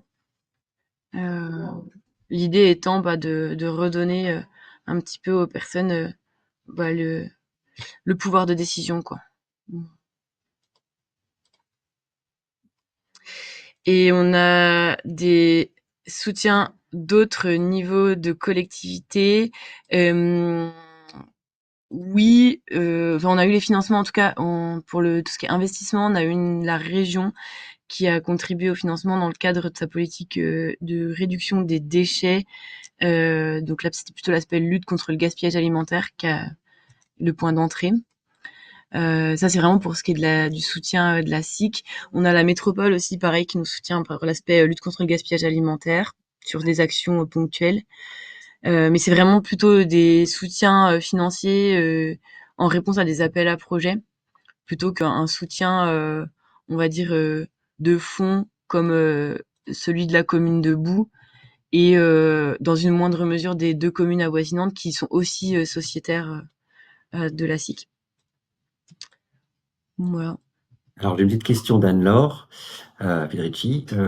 Est-ce que vous avez des soutiens à d'autres niveaux de collectivité que les communes que tu as citées tout à En fait, l'heure? on entend Je sais pas si vous m'entendez? Moi, je t'entends. Est-ce que tu m'entends bien? Oui, parce que je pensais que je venais de répondre. Enfin, je sais pas si les autres. Oui, Moi, oui. nous, on t'entend bien, Oui. a priori, mais OK. votre Oui, oui. complicité. Ouais. Non, Top. c'était C'est très bon. clair. La réponse a bien été apportée à cette question. Il y avait une seconde question peut-être de Clémence Rupli. Ah oui, du coup, est-ce que le GAB, enfin, si je dis bien, est-ce que le GAB fait partie de la SIC? Le GAB ne fait pas partie de la SIC, mais bon, on a de très bonnes relations et le GAB a pour objectif de faire partie de la SIC. C'est plutôt une question de temps. Enfin, ça n'a pas été fait, mais bon, c'est un peu tout comme. En tout cas, ils font partie du PTCE et ouais, ils ont pour objectif de rejoindre la SIC. Sur la question précédente, sur les soutiens à d'autres niveaux de collectivité, pour la partie bâtiment, hein, qui a été portée par la commune, on a bénéficié de subventions et de l'État, et de la région, et du département, et de la métropole. Une commune de notre taille ne pouvait pas porter un tel investissement sans s'approcher des 80% de subventions par l'ensemble des dispositifs existants, hein, bien sûr. Une autre petite question. euh, Quel conseil donnerez-vous à une collectivité qui souhaite encourager une dynamique de coopération? Peut-être pour Bruno. Euh, Est-ce que tu peux répéter, excuse-moi? alors, quel conseil tu donnerais à une collectivité qui souhaite encourager une dynamique de coopération? Et les bonnes pratiques aussi, alors peut-être Marie-Pierre aussi, les bonnes pratiques de relations entre PTCE et collectivités. Ah ben, je pense déjà au départ, c'est d'avoir un projet qui correspond à un thème où on peut avoir un dispositif de coopération. Nous, sur ce sujet-là, c'était vraiment un point fort programmatique. C'était vraiment un axe essentiel du mandat. Donc déjà, il faut avoir le sujet qui correspond, en fait. Et puis ensuite, une fois qu'on a mis le pied dans un dispositif où on essaie d'avoir une démarche collective, c'est d'être investi, c'est d'y passer du temps, et voilà. Et les élus n'en ont pas forcément beaucoup. Donc voilà, c'est vraiment une priorisation du sujet sur l'acte politique de la commune. Très clairement, le conseil, c'est ça. On ne peut pas se reposer uniquement sur la porteuse de projet. On ne peut pas ne pas participer à trouver d'autres personnes qui vont venir rejoindre le collectif. Quand on parle des deux communes qui entrent pour avoir une collaboration avec la conserverie sur leur restauration collective, c'est bien le conseil municipal qui est allé les chercher, très clairement.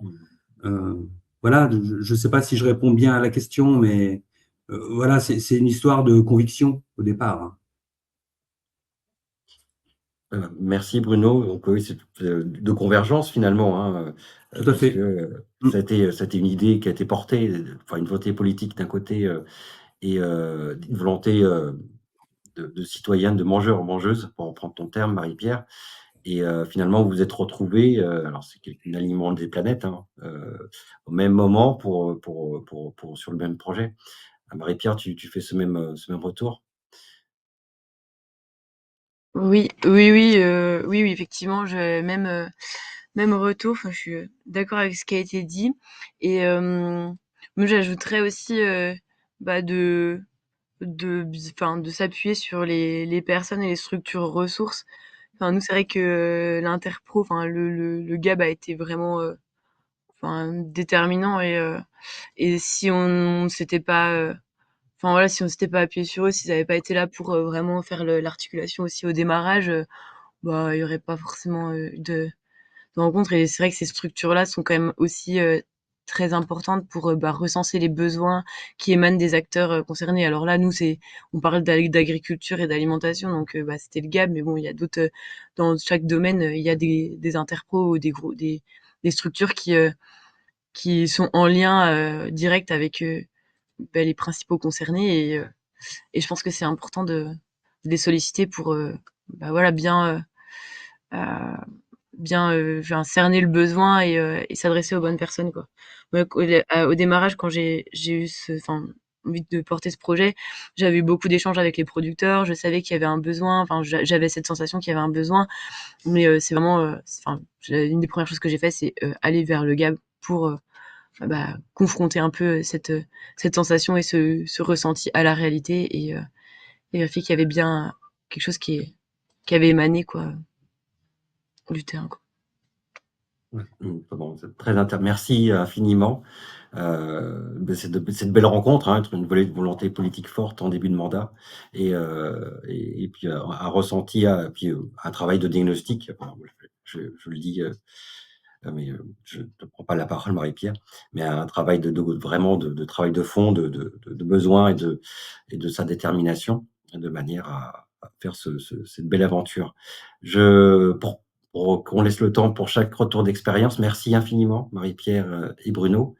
Je passe la parole à Amélie, ma collègue de Crest, Pays de la Loire, pour retour d'expérience pour le dernier PTCE d'aujourd'hui. Merci Simon. Amélie, chef de projet de développement territorial à la Crest des Pays de la Loire, en charge notamment du pôle territorial de coopération économique. Et j'ai le plaisir d'introduire Elisabeth Chouteau, qui est responsable coopération de développement et vie associative du PTCE Les Grands Lieux-Arts. Elisabeth, tu nous présenteras, mais qui est située sur la métropole nantaise. Et Laetitia Duré, responsable du service vie locale de la commune de Saint-Aignan-de-Grandlieu, sur lequel est implanté le PTCE Les Grands Lieux-Arts. Je vous laisse présenter un peu le PTCE, les missions qu'il porte, et un peu Laetitia côté collectivité, les intérêts, ce qui a fait que la commune s'est engagée dans le soutien du PTCE aussi. Je sais que vous allez revenir sur l'historique. La parole est à vous. Bonjour. Je vais déjà juste rectifier, le PTCE s'appelle la Maison du Conte, le Grand Lieu du Conte, la Maison des Possibles. Les Grands Lieux-Arts, c'est le nom de l'association qui porte ce PTCE.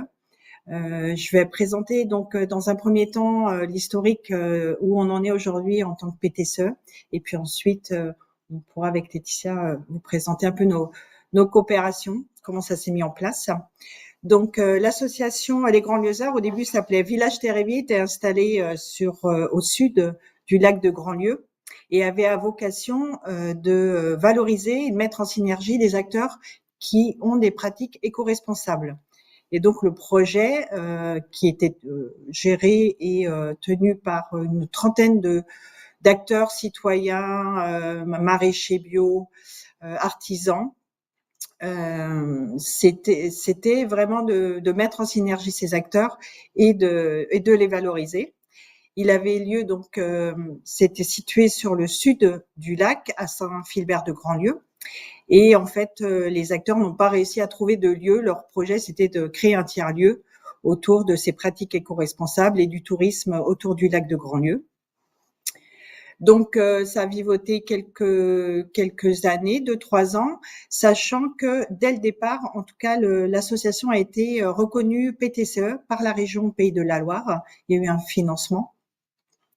Ensuite, ce qui s'est passé, c'est qu'on a répondu à un appel à projet de la mairie de Saint-Aignan-de-Grandlieu qui voulait valoriser les arts de la parole et du récit et la transition écologique, et mettait à disposition un ancien presbytère rénové pour un projet collectif. Donc l'association avait dans ses gènes vraiment la mise en synergie et la coopération a proposé de gérer l'ensemble du projet et de l'ouvrir à un collectif d'artistes, de l'art de la parole et du récit, des artistes conteurs. C'était une vingtaine à peu près, intéressés aussi par le local pour faire de la création, des résidences, un petit peu de diffusion. Et donc, on a proposé à la mairie de coordonner un peu ce projet global. Donc aujourd'hui, ce projet rassemble des professionnels de la parole et du récit, une vingtaine, 25 même conteurs, conteuses,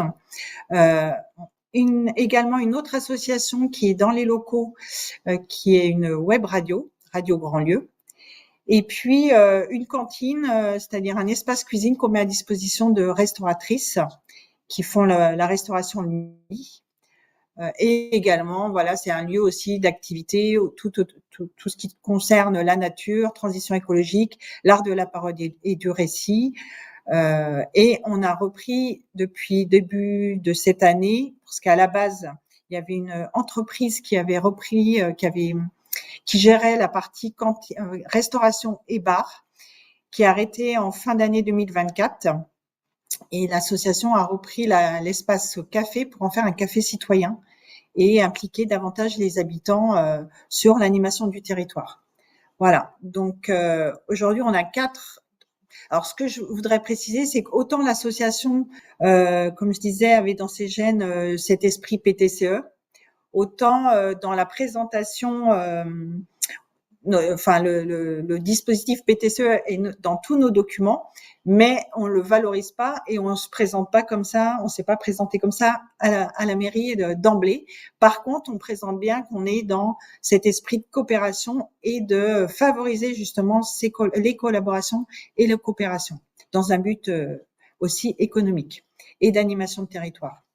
Donc, c'est vrai que le PTCE s'appelle aujourd'hui le Grand Lieu du Conte, la Maison des Possibles, parce qu'il rassemble non seulement un tiers-lieu, donc qui est un des axes du PTCE, c'est un tiers-lieu outil d'animation, de mutualisation, en termes de compétences, mais aussi en termes de locaux.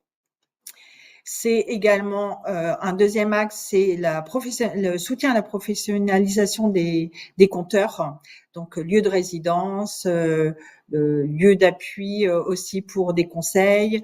Ils ont créé aussi un festival. Là, ils sont en train de faire une co-création collective. Voilà, on est vraiment ce lieu ressource autour de l'art du conte. Le troisième axe, on est sur le soutien au projet collectif. Donc, dans ce cadre, on intervient plus à la demande. Au niveau de la mairie de Saint-Aignan, il y a une volonté d'installer des artisans d'art, donc on a pu accompagner ces artisans d'art. On accompagne la radio Grandlieu, pareil, à se professionnaliser. Et puis, on avait un collectif aussi d'artisans, et de citoyens qui étaient intéressés par l'éco-construction. Donc voilà, l'idée, on a amené une coordination pour la mise en place d'un événement autour de l'éco-habitat. Et le quatrième axe, c'est de développer des nouveaux projets, des offres dédiées à des groupes. Et ces offres sont construites alors par l'association Les Grands Lieux Arts, mais aussi avec nos partenaires comme la radio ou comme les artistes conteurs. Voilà. Donc aujourd'hui, alors on a autant que Village Terre et Vie en 2015, nous étions 2 salariés, un peu plus d'un équivalent temps plein. Aujourd'hui, nous sommes 8 salariés, à peine 5 équivalents temps plein. Voilà, sans compter les artistes qu'on fait travailler régulièrement parce qu'on est centre ressources aussi pour des structures sociales, pour des écoles, pour des collectivités, faire appel à nous pour des spectacles notamment ou des ateliers autour de l'initiation au conte.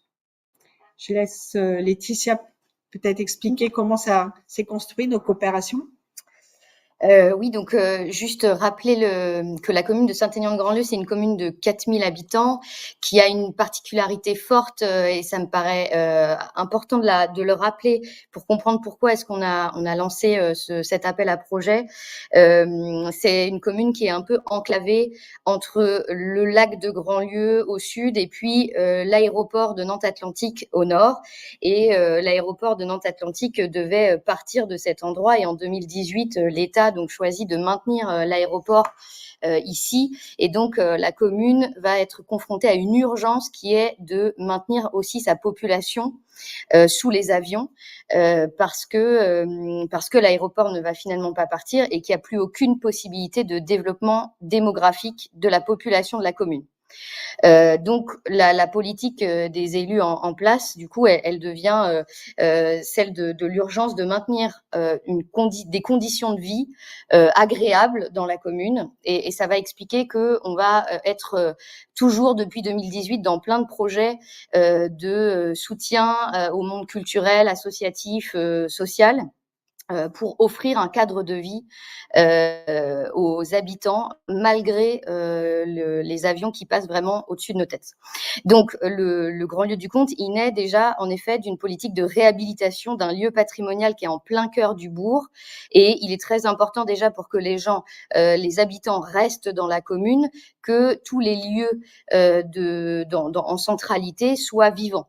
Donc ce lieu, il est communal, il est réhabilité, c'est un gros projet de réhabilitation patrimoniale, et dès le départ, les élus veulent en faire un lieu de vie culturelle, sociale, citoyenne.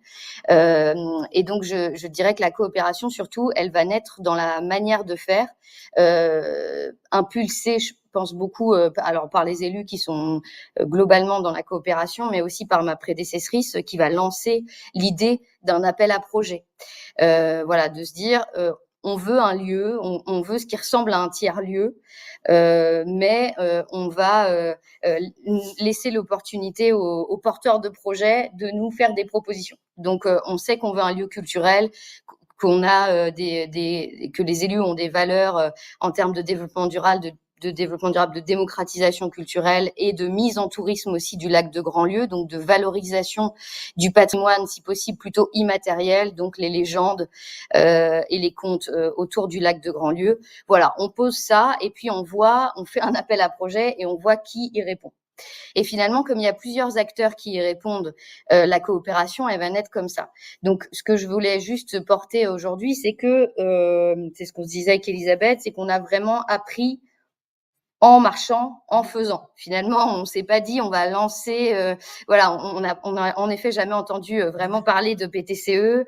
On s'est pas dit on va lancer un projet de coopération. On a coopéré avec différents acteurs parce qu'il y avait une volonté politique de porter un nouveau lieu culturel, touristique, social, et qu'il y a des acteurs qui ont répondu à ce besoin avec des propositions d'animation de ce lieu. Donc c'est comme ça que finalement la coopération est née. Et puis ensuite, ça s'est passé évidemment par une forme administrative qui est la convention pluriannuelle d'objectifs dont vous parliez au début, qui a été aussi très travaillée pour que la commune, en effet, garde la main sur les objectifs qu'elle veut voir naître dans ce lieu. Enfin voilà, elle veut bien que l'association qu'il porte soit autonome, mais réponde quand même à des objectifs. Et inversement, l'association, pareil, elle propose, elle anime comme elle veut ce lieu, mais en ayant en tête que ça doit répondre aux objectifs, parce qu'évidemment, il y a aussi un soutien financier très important de la collectivité au fil des ans, avec des années, avec notamment aussi un soutien dès le départ sur une convention de préfiguration. Ça, on voulait aussi en parler parce que c'était très important pour l'asso. C'est de se dire qu'il va falloir un temps déjà pour créer ce lieu, et la commune soutient dès le départ l'association aussi pour ce temps de création, et ensuite continue à soutenir. Il y a eu aussi une subvention d'investissement et continue à soutenir le fonctionnement du lieu. Voilà. Après, il y a quand même une question évidemment qui se pose sur la pérennité économique du modèle. Voilà, comment est-ce qu'on continue à faire perdurer ça et à garder les crédits pour investir et participer toujours à la même hauteur à ce fonctionnement économique. Mais en tout cas, ça a bien répondu à un projet politique, ça répond toujours à un projet politique. Et côté aussi collectivité, on a appris à faire différemment. Autant chez les agents que chez les élus, il a fallu apprendre à faire différemment, parce que ça a l'air d'aller de soi de dire on coopère.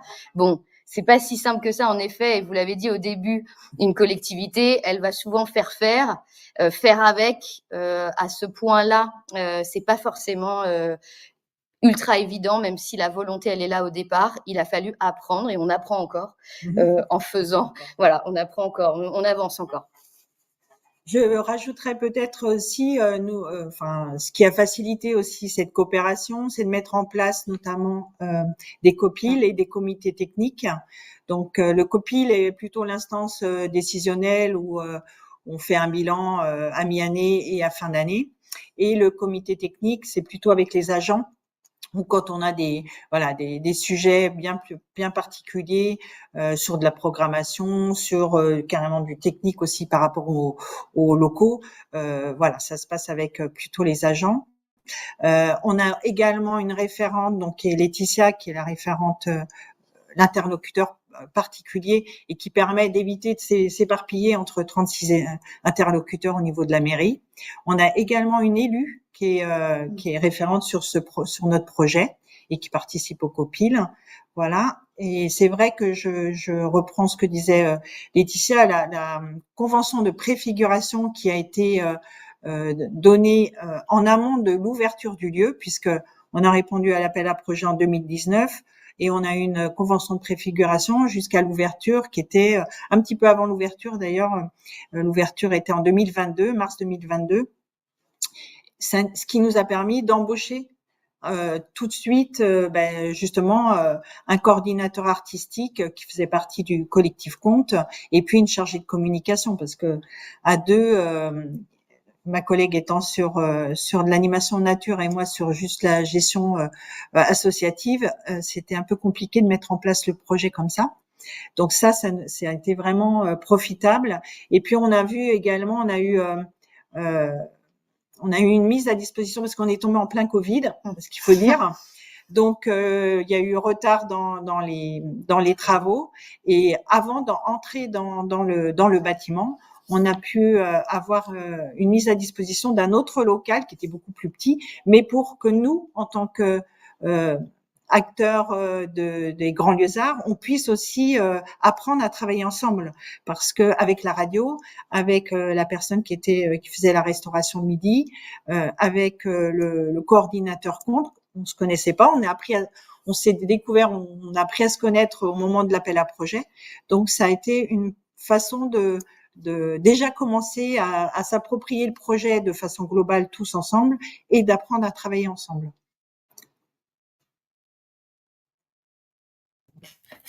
Merci. Pour le temps de préparation, et vous l'avez un petit peu mentionné là, la question de, on ne parle pas forcément de PTC entre nous, ce qui nous empêche pas de coopérer, est pas mal revenu et je veux bien que vous creusiez un peu le sujet sur ce qui est complexe dans cette notion-là et quels éléments de travail vous mettez en place pour continuer à acculturer les élus notamment sur le sujet PTCE et coopération. Moi, je pense qu'en effet, c'est alors c'est peut-être pas le cas de toutes les collectivités, mais en effet, ce sont des termes qui sont pas utilisés dans notre fonctionnement, dans notre quotidien d'une collectivité en fait. Donc voilà, je pense que très peu d'élus et même côté agents n'emploient ce terme de PTCE, peut-être dans les petites communes comme les nôtres. Donc on n'a jamais utilisé ce terme et je pense en vous ayant vraiment bien écouté ce matin que c'est dommage et qu'on aurait dû davantage mettre peut-être en avant cette notion vraiment clé de coopération économique parce que ça aurait et on va le faire hein, mais et on a en effet travaillé, enfin Elisabeth a travaillé sur une map des partenaires que peut-être on peut montrer. Voilà. Moi j'ai été assez frappée parce que c'est à partir du moment où on a montré cette map des partenaires aux élus qu'ils se sont dit ah mais d'accord, donc en fait le Grand Lieu du Conte c'est pas juste un lieu culturel où on va voir des artistes et on va boire un café, ils ont aussi toutes ces relations, voilà, parce qu'évidemment on a quelques agents et quelques élus qui sont très au courant du sujet et puis il y a tous les autres et les autres ils n'avaient pas pris conscience de tous ces acteurs de la coopération avant d'avoir cet outil là très très visuel, très graphique de de la coopération. Donc, je pense qu'on n'avait pas assez parlé de cet enjeu-là aux élus. Et donc, vous le disiez, il faut partager des objectifs en commun. Et je pense que c'est là où au départ, peut-être que tout le conseil municipal n'a pas partagé ses objectifs, n'a pas compris l'enjeu de la coopération économique pour le territoire. Voilà, c'était d'abord un presbytère rénové qui doit vivre. Mais on n'a pas forcément parlé du coup de ces coopérations. Donc je pense que c'est un sujet important pour faire consensus, parce que évidemment un projet comme ça, qui est très ambitieux politiquement, qui représente des enveloppes budgétaires importantes, hop là, il n'est pas forcément facile de convaincre tout le conseil municipal. Vous pouvez vous en douter. Et moi, je rajouterais par rapport comment on parle du PTCE aussi. C'est vrai que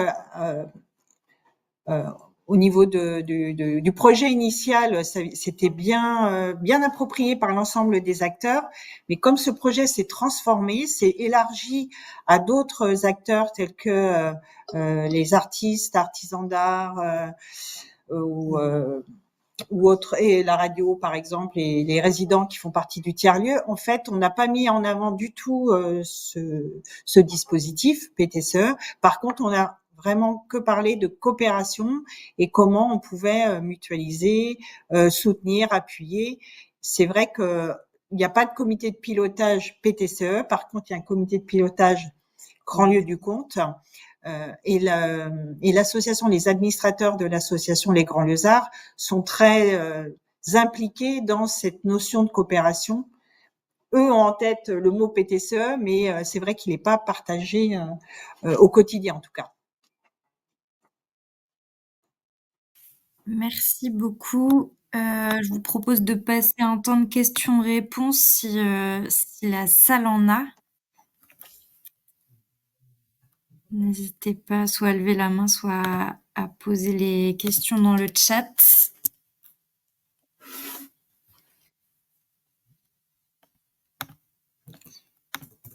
Et s'il n'y a pas de questions, tant pis, c'est que le discours était très clair et intéressant. Et ben merci beaucoup à vous deux. Ce que je vous propose, peut-être Anne-Laure, si on te prend un peu au pied levé, mais si tu veux faire un petit retour sur les éléments qui ont été présentés par les 3 PTCE, les éléments qui te questionnent ou que tu souhaites faire remarquer à l'ensemble de la salle. On veut bien quelques éléments. Merci. Le premier point, moi j'ai vraiment trouvé ça, j'ai trouvé passionnant. Les 3 illustrations étaient vraiment passionnantes et je trouve que ça illustre vraiment la diversité des relations avec les collectivités locales, puisque on voit que pour le premier, la coopération s'est pas faite tout de suite. Ça a vraiment été au bout d'un certain temps que la coopération a pu se construire et se formaliser. Pour Bout, il y a vraiment un projet co-construit qui vient d'une rencontre entre une volonté de la collectivité et une porteuse de projet qui se rencontrent à un moment donné. Et de la même façon, dans le troisième cas, là aussi deux projets qui sont au début indépendants et qui se formalisent autour de l'animation d'un lieu. Donc je trouve ça vraiment très intéressant. Je trouve que ça confirme cette idée de la nécessité d'avoir du temps, de se connaître, d'avoir ces relations de confiance qui sont pas forcément données une fois pour toutes. Et puis la compréhension des enjeux pour la collectivité. Et alors, j'ai aussi bien aimé la citation de la Fabrique des transitions sur la coopération. Il faut qu'il y ait du sens, un sens qui soit partagé. On l'a bien vu dans les 3 projets sur ce sens partagé. Il faut aussi qu'il y ait des intérêts qui soient partagés. Et là aussi, ça a été très clair dans les 3 présentations l'intérêt du PTCE, l'intérêt de la collectivité et comment ces intérêts se croisent et sont formalisés à un moment donné dans une convention pluriannuelle d'objectifs qui a été rappelée, des marchés publics, des prestations de services. Voilà, donc je trouve que cette idée de la coopération autour un sens partagé des intérêts et que ce soit formalisé dans une convention d'objectifs ou une SIC dans certains cas, avec un partage aussi d'indicateurs d'évaluation, qu'on se mette bien d'accord sur ce que les uns et les autres attendent. Voilà, enfin moi j'ai trouvé ça passionnant et j'espère que les 3 témoignages vidéo ont été enregistrés et je pense que ça pourrait vraiment contribuer à nourrir le mouvement national des PTCE et donc le travail qui est fait au sein des bouquets de services sur justement ces liens avec les collectivités locales. Merci beaucoup pour cette prise de parole au pied levé. Qui, je trouve, reflète bien tout ce qui a été présenté. Peut-être Thierry, 2 mots avant de conclure. On a un petite listing de ressources aussi à vous présenter juste avant de conclure les échanges. Thierry, je vous laisse la parole. Oui, 2 mots pour rebondir sur ce qui a été dit concernant le rapport aux collectivités. Bien sûr, on l'a vu, les PTCE peuvent constituer pour les collectivités des outils puissants de mise en œuvre de leur politique. C'est un fait et c'est démontré. Simplement, ce sur quoi je voulais insister auprès des collectivités, c'est de leur dire, certes, il est important pour vous de trouver un opérateur susceptible de mettre en œuvre vos politiques. Je pense que un des secrets de la réussite des PTCE et de leur viabilité sur le long terme, c'est que dès le diagnostic du besoin, une multiplicité d'acteurs coopèrent non seulement pour définir le besoin, mais aussi pour trouver les meilleurs moyens, la meilleure manière d'aboutir à l'objectif poursuivi par la collectivité. Donc, il faut quand même aussi, on n'est pas juste sur un mandat descendant qui serait à la recherche d'un porteur pour appliquer une politique publique. Hein, on est là aussi pour travailler en coopération, comme son nom l'indique, et dès l'amont sur la définition du besoin et les meilleurs moyens d'y répondre. Et il faut faire confiance, et c'est un des grands apports de l'ESS, à cette intelligence collective pour enrichir et faire durer le PTCE au-delà des aléas électoraux. Bien, merci beaucoup. Je vous propose de passer rapidement sur les ressources qui ont déjà été mentionnées à droite à gauche, mais sur lesquelles on voulait revenir. Le RTES en coopération avec les CRES régionales a sorti, et alors le mentionnait tout à l'heure, un point de repère collectivité et PTCE qui donne une compréhension sur ce que sont les PTCE et comment les collectivités peuvent soutenir à leur niveau d'intervention de la commune, petite commune à la région. Et on vous invite à le découvrir. Il y a un site d'information qui est national sur le dispositif national de soutien au PTCE, donc qui s'appelle Info PTCE, et sur lequel vous retrouverez à la fois pas mal de ressources sur ce que sont les PTCE, et y compris sur la politique publique nationale de soutien en accompagnement des PTCE. L'ensemble de dispositifs de soutien qui existent, notamment sur des créneaux de soutien juridique, sur l'appui à la structuration du PTCE, et puis sur du transfert de savoir-faire entre PTCE, par exemple. Et puis, l'un des derniers éléments qu'on voulait vous donner, c'est le fait que les PTCE se sont structurés au niveau national cette année au sein d'un mouvement des PTCE. C'est le nom de l'association qui a été structurée. Donc, comme l'association est récente, il y a pas de site internet encore dédié, mais ils ont une page LinkedIn qu'on vous invite à suivre pour pour comprendre aussi le discours qui est porté par les PTCE. J'ai pas mal de fois entendu pendant le webinaire, on est PTCE uniquement depuis l'année dernière.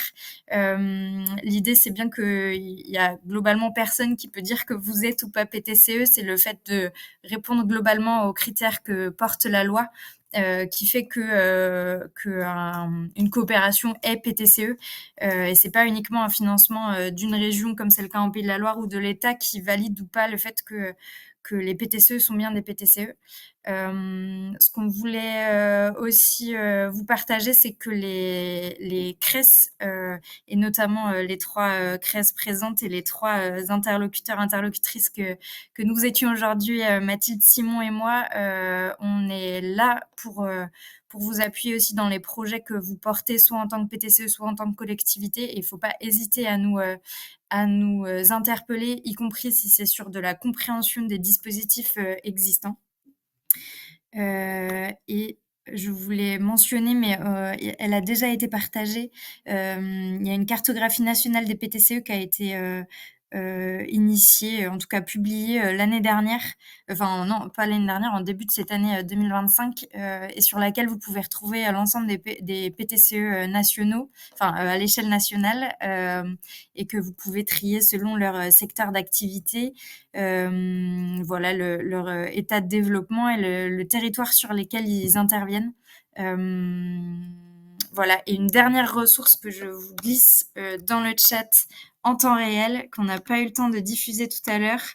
Il existe une vidéo qui récapitule ce que sont les PTCE et qui se veut la plus simple possible, et qu'on vous invite à utiliser en tant qu'outil pour soit convaincre l'ensemble des élus de vos conseils municipaux de travailler avec et de faire ensemble avec les pôles territoriaux de coopération économique de vos territoires, mais ça peut être un outil aussi pour vous rappeler ce que sont les PTCE. Je crois avoir fait le tour. Merci beaucoup pour votre participation ce matin. Les échanges ont été enregistrés et l'ensemble des ressources vous seront envoyées avec l'enregistrement de ce matin. Je ne sais pas si Mathilde et Simon, vous vouliez ajouter quelque chose. Peut-être merci aussi à Thierry, Anne-Laure et l'ensemble des PTCE qui ont témoigné ce matin. Pour votre participation riche.